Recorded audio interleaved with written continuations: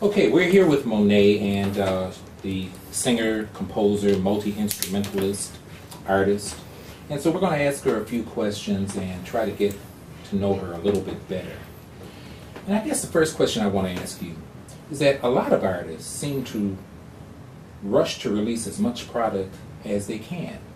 In your case, there was a gap of about maybe 5 years or so between the release of your album Essence and the release of Life Size Mirror. And so, was there any particular reason for that? All of my pieces are pretty much evolutions, and so they're born, and then I kind of bring them out and perform them. And sometimes I'm not excited about what happens when I bring them to life. So I don't want to commit them to a project.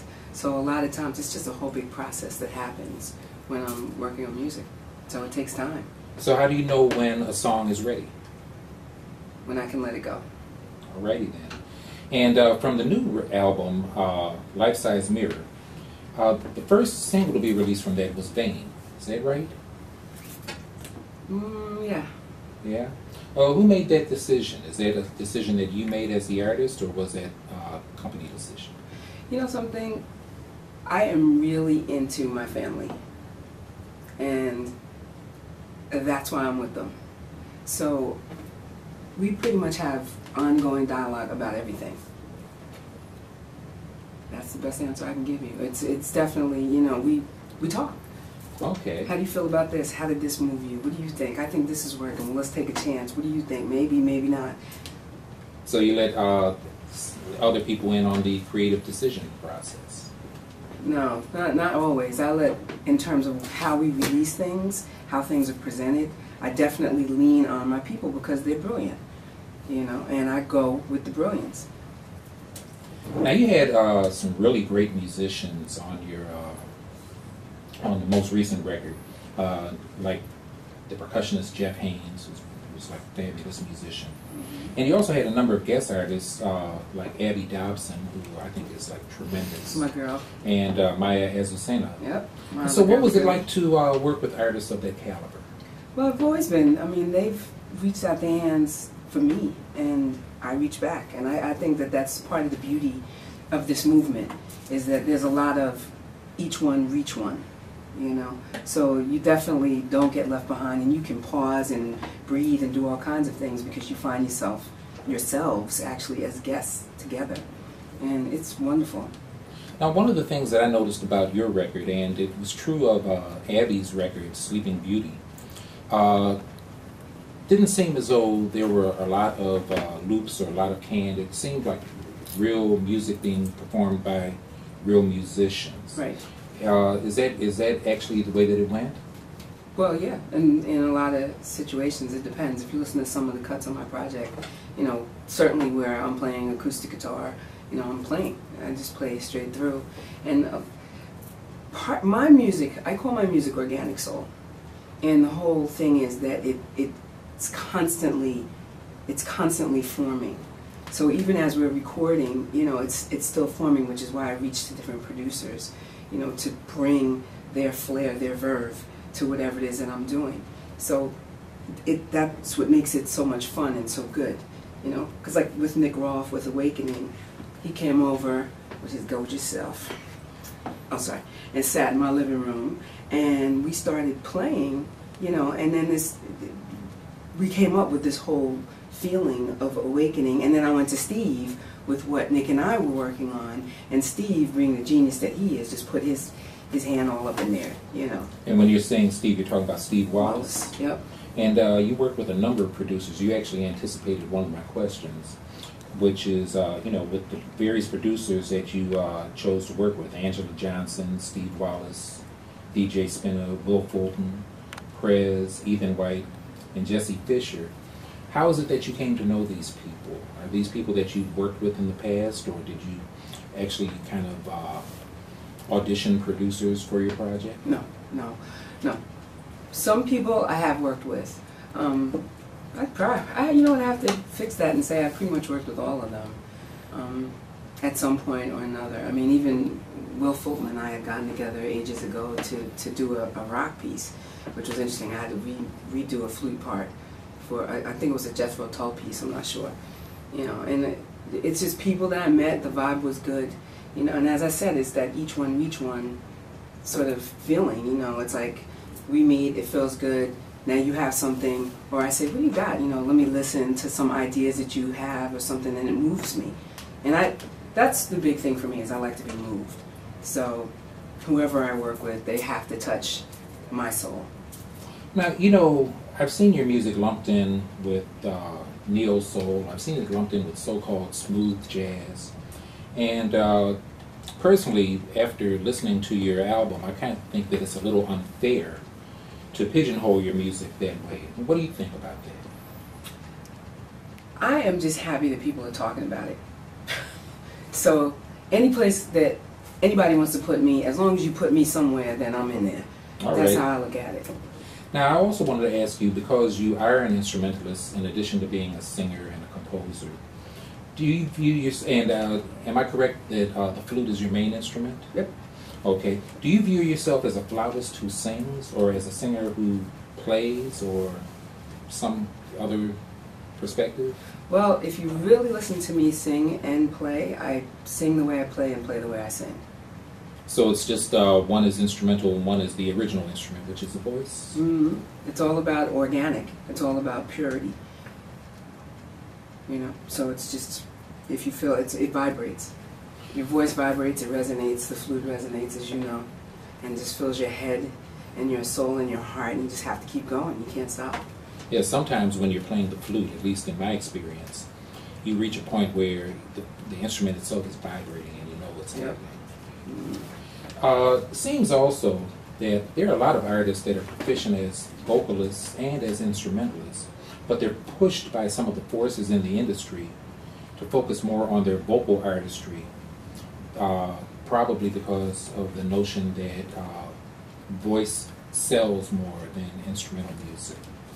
How have you dealt with something like that? I don't know that I wouldn't let those instrumental vocalists slide with that. I'm sorry.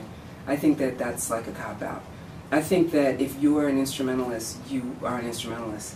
I ran into someone who came to my show at the Blue Note and made me real happy, because he started talking about it was Billie Holiday's birthday and then Carmen McRae, and then I later found out I think it was Brenda Russell's birthday as well.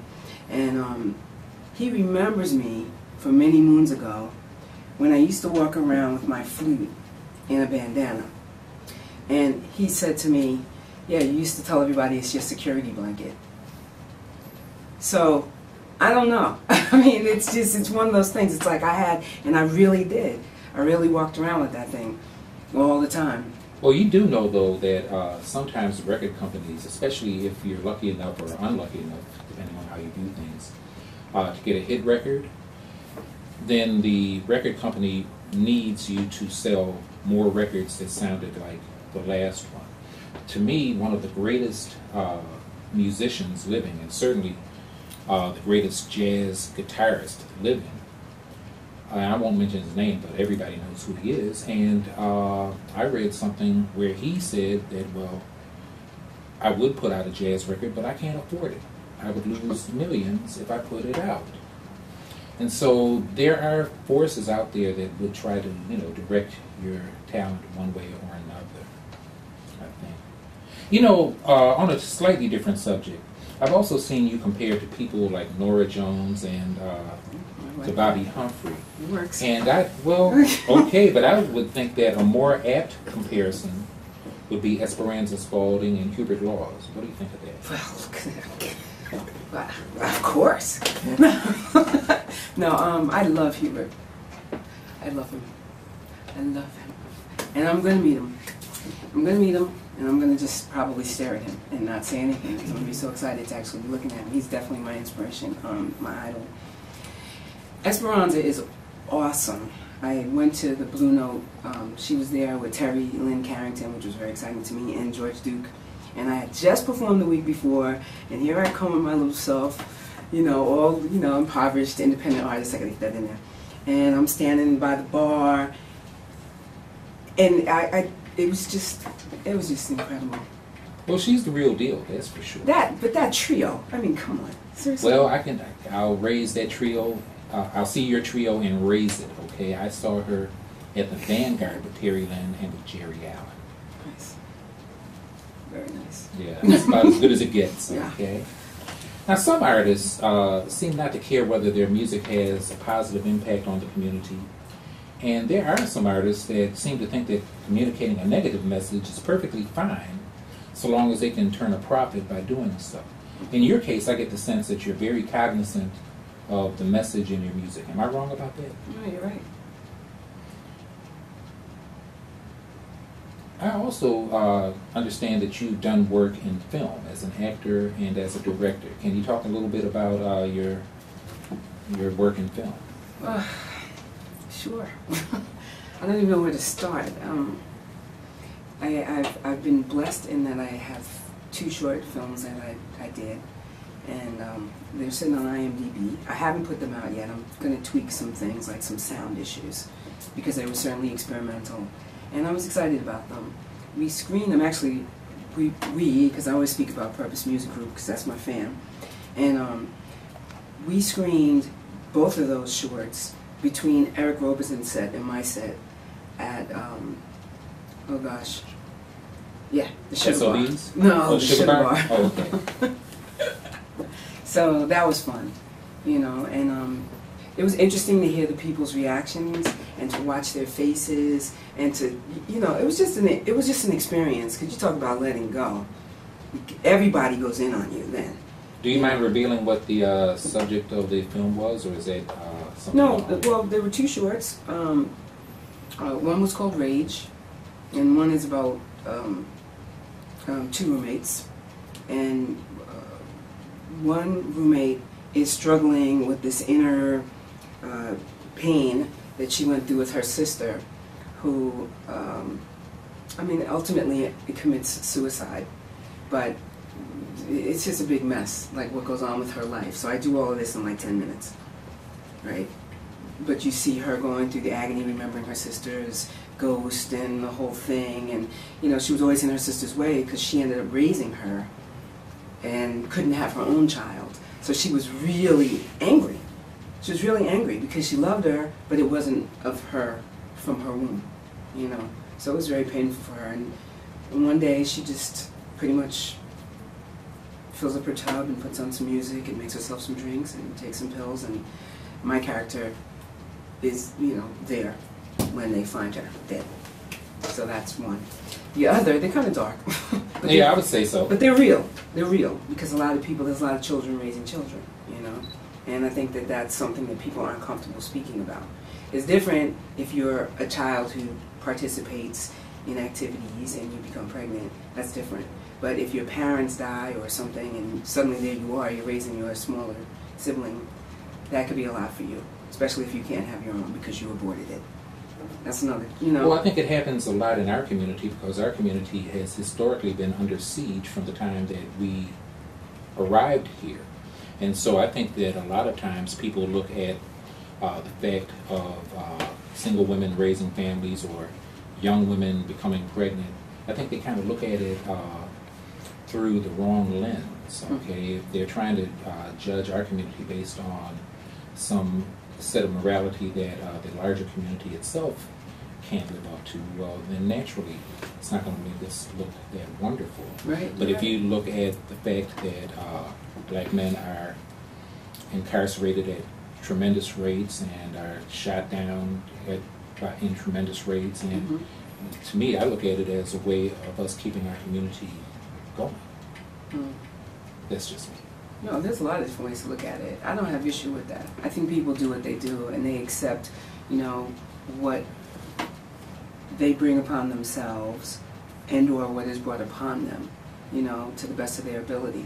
And I think that anybody who faults people trying to survive has issues within themselves. We can get into that conversation, you know, because that goes other places. Now, there's one question that I want to ask you that is, in fact, the only question that I told you in advance that I would ask you.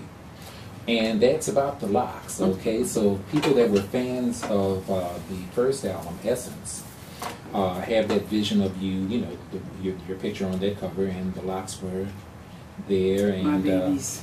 And so, what made you decide to cut your locks? First of all, I put my locks in because I felt free. And I felt free on so many different levels. I got a master's. I did all kinds of stuff. And also I waited until, you know, God bless, my grandfather was gone. Because I knew he would freak out. So Poppy was like, hey babe, you're not going to do that, are you? And I was like, just smiling. And he's like, I know you are, you know. So I had to wait for him to rest. And I think that it was odd, but it was part of the celebration. So, oddly enough, letting go of them was a result of one of my favorite aunts passing, being at her funeral, my dad passing, being caught in the burning building, my eyelashes singeing, my locks, you know, slightly burning, my face, you know, just, it became an issue of energy. And so it was time. And it was a big deal. It wasn't only a big deal because I like them, and I'm actually, believe it or not, really shy. As a matter of fact, for me to do this is like major, because you can see me. My mom and I sat down and had dinner, and she said, you know, when you have your hair, you know, people can't see you because you're kind of hiding behind your hair, but as soon as you put your hair back, people can see who you are. You know, they can actually, they're looking at you. So she says, there's a powerful statement to letting people see you. So here I am. I have one last question for you. And that question is this. Is there anything that I haven't asked you that you'd like to talk about? Well, you asked me something I didn't finish talking about too. Okay. Which was film. Because I'm in the middle of, I'm in production right now for a piece called Shadows of Love.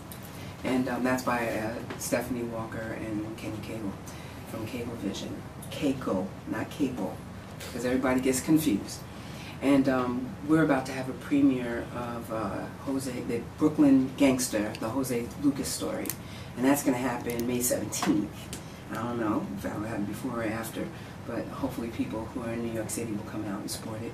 My music's featured in that piece as well. And I'm an interesting character in that piece, for sure. Cougar.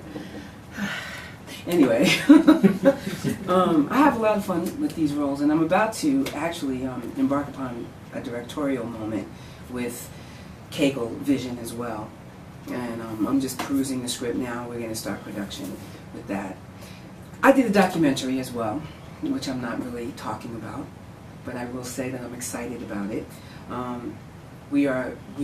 film partner is Billy Shell from Shell Shock Productions, and he and I are busy fleshing out a feature-length script on that one.